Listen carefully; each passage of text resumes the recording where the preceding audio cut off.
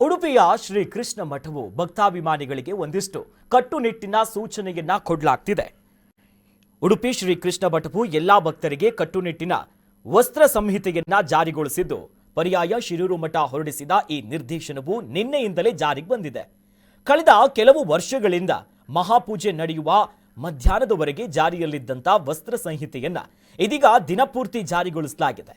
ಹೀಗಾಗಿ ಇನ್ನು ಮುಂದೆ ಕೃಷ್ಣ ಮುಖ್ಯ ಪ್ರಾಣರ ದರ್ಶನಕ್ಕಾಗಿ ಮಠ ಪ್ರವೇಶಿಸುವ ಮುನ್ನ ಪುರುಷರು ಅಂಗಿಯನ್ನ ತೆಗೆಯಬೇಕಾಗಿದೆ. Bermuda, half ಪ್ಯಾಂಟ್ಗಳನ್ನ ಧರಿಸುವಂತಿಲ್ಲ. ಶಾಲ್ಗಳನ್ನ ಧರಿಸಿ ಮಠದ ಒಳಗಡೆ ಅವರು ಬರ್ಬೋದು. ಇನ್ನು ಶ್ರೀ ಕೃಷ್ಣ ಮಠಕ್ಕೆ ಆಗಮಿಸುವಂತ ಮಹಿಳಾ ಭಕ್ತರು ಸಹ ಸಭ್ಯ ಉಡುಪುಗಳನ್ನ ಧರಿಸಬೇಕು. Jeans pant, T shirt, sleeveless ಉಡುಪುಗಳನ್ನ ಧರಿಸಿ ದೇವಾಲಯದ ಒಳಗೆ ಬರೋ ಹಾಗಿಲ್ಲ ಅನ್ನೋದಾಗಿ ಶಿರೂರು ಮಠದ ದಿವಾನರಾಗಿರುವ ಡಾಕ್ಟರ್ ಉದಯ್ ಕುಮಾರ ಅವರು ಈಗ ಸರಳತಾಯಿ ಅವರು ತಿಳಿಸಿದ್ದಾರೆ. ಜೊತೆಯಲ್ಲಿ ಪ್ರಮುಖವಾಗಿ ಈ ಒಂದು ವಸ್ತ್ರ ಸಂಹಿತೆಯನ್ನ ಪರ್ಯಾಯ ಶಿರೂರು ಮಠದಿಂದ ಈಗ ಜಾರಿ ಮಾಡಲಾಗಿದೆ.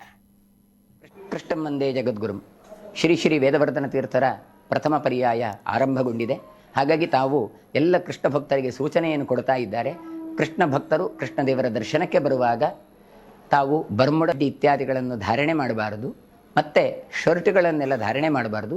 ಸ್ತ್ರೀಯರು ಕೂಡ ಹಾಫ್ ಸ್ಕರ್ಟ್, ಬರ್ಮುಡ ಇತ್ಯಾದಿಗಳನ್ನು ಧಾರಣೆ ಮಾಡಬಾರದು. ಹೀಗೆ ಬರಬೇಕಾದರೆ ಭಗವದ್ ದರ್ಶನಕ್ಕೆ ಬರುವಾಗ ಕೃಷ್ಣ ಭಕ್ತರಾಗಿ ಬರಬೇಕು. ತಾವು ಶಾಲು ಇತ್ಯಾದಿಗಳನ್ನೆಲ್ಲ ಹಾಕಿಕೊಂಡು ಬರಬಹುದು. ಹಾಗಾಗಿ ಪುರುಷರು ಕೂಡ ಅಷ್ಟೇ ಅಂಗಿಯನ್ನು ತೆಗೆದು ಶಾಲನ್ನೆಲ್ಲ ಹಾಕಿಕೊಂಡು ತಾವು ಕೃಷ್ಣ ದರ್ಶನಕ್ಕೆ ಬರಬಹುದು ಅಂತ ಸೂಚನೆಯನ್ನು ಕೊಟ್ಟಿದ್ದಾರೆ. ಬೆಳಗ್ಗೆಯಿಂದ ಸಾಯಂಕಾಲದಿಂದ ಬೆಳಗಿನವರೆಗಿದ್ದು ಎಲ್ಲವೂ ಕೃಷ್ಣ ಪೂಜೆಯೇ ಆದದ್ದರಿಂದ ಮಧ್ಯಾಹ್ನವರೆಗೆ ಅಂತ ಏನೊಂದು ನಿಯಮಗಳಿತ್ತು, ಅದನ್ನು ರಾತ್ರಿವರೆಗೂ ಕೂಡ ವಿಸ್ತಾರ ಮಾಡಿದ್ದಾರೆ. ಸಾಯಂಕಾಲವೂ ಕೂಡ ತೊಟ್ಟಿಲು ಪೂಜೆ, ರಾತ್ರಿ ಪೂಜೆ ಇದೆಲ್ಲ ಇರ್ತದೆ. ಒಳಗೂ ಕೂಡ ವೇದಘೋಷ ಇತ್ಯಾದಿಗಳೆಲ್ಲ ಆಗ್ತಾ ಇರ್ತದೆ.